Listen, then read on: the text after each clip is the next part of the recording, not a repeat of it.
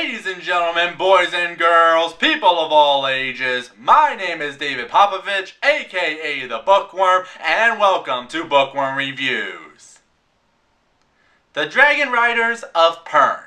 Almost a year ago, I reviewed the first book, Dragonflight, a unique book with a world that combined both fantasy and science fiction, about dragon riders trying to protect their planet Pern from a mindless parasite called Thread that falls from a red star with telepathic dragons that can jump between space and time. Yes, that actually happens. Also, their ancestors are from the planet Earth. It's a weird book, but a really good weird book. Great if you're looking for some old school sci-fi. But now, we are looking at the sequel, which promises to be even more balls to the wall insane. So did it deliver? Well,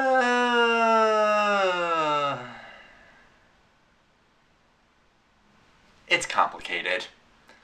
Sit back and relax as we dive into Dragonquest by Anne McCaffrey. 面白くない世の中面白くすればいいさ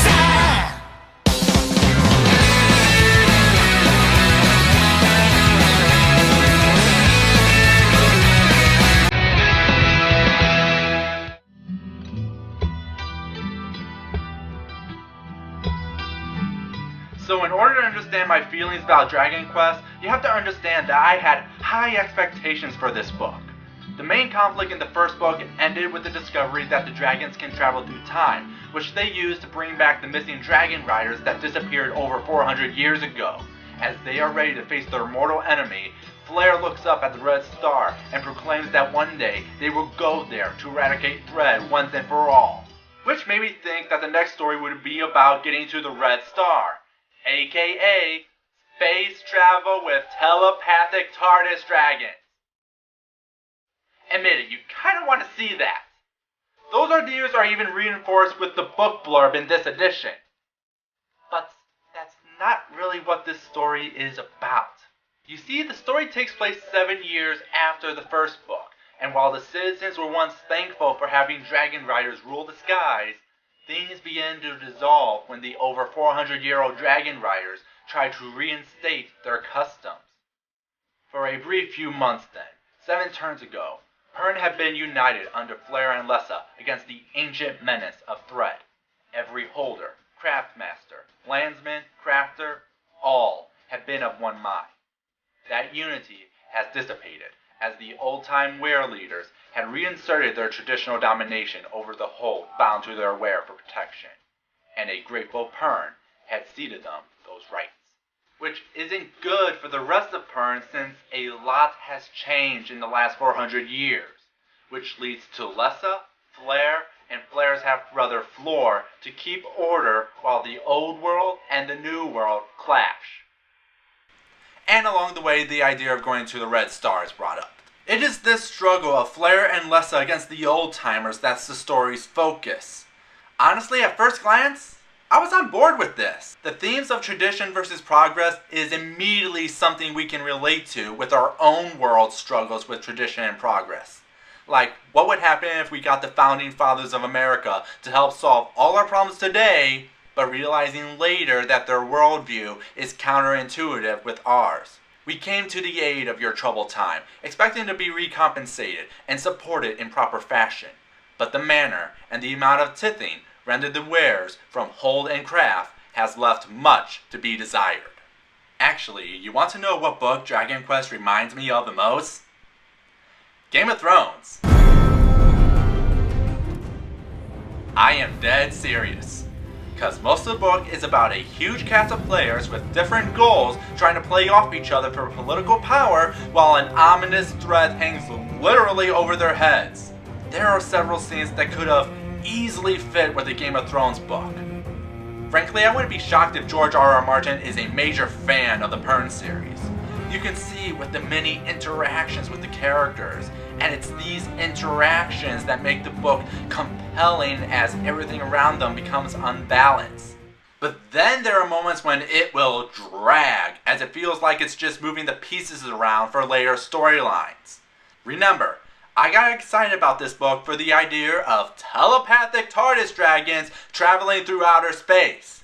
But the idea is only sprinkled here and there for about 3/4 of the book, and then it focuses on space travel, as they work to get a better view of their mortal enemy to teleport there, and seeing how it really isn't some big evil mastermind.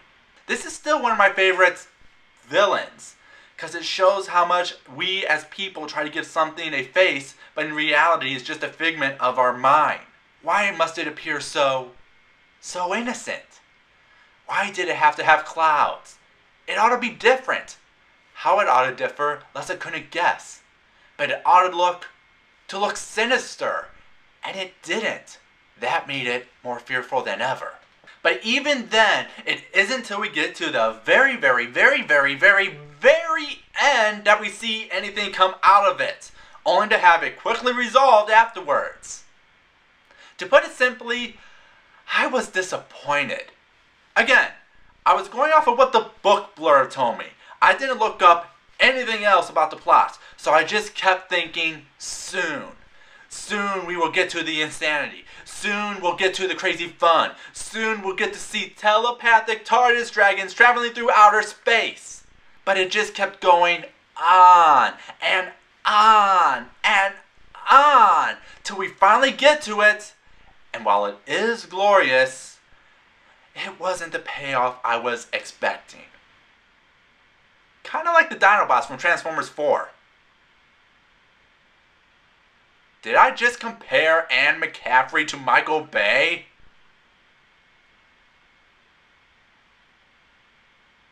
That's going to piss some people off. Like I said, this isn't so much as a bad book, but a case of my expectations not lining up to it. It has some fantastic moments of character and world building, as we see more of the planet and its ecosystem. The themes of tradition versus progress are surprisingly topical to this very day, and these dragons are still some of my favorites. I just wish it was more insane when it was more down to earth. What about you, Internet? What's your opinion about Dragonquest? There is another reason why I decided to go back to this series. Because I wanted to prepare myself with some fun retro sci-fi. Because what I'm going to have to tackle next week, well, the name says it all.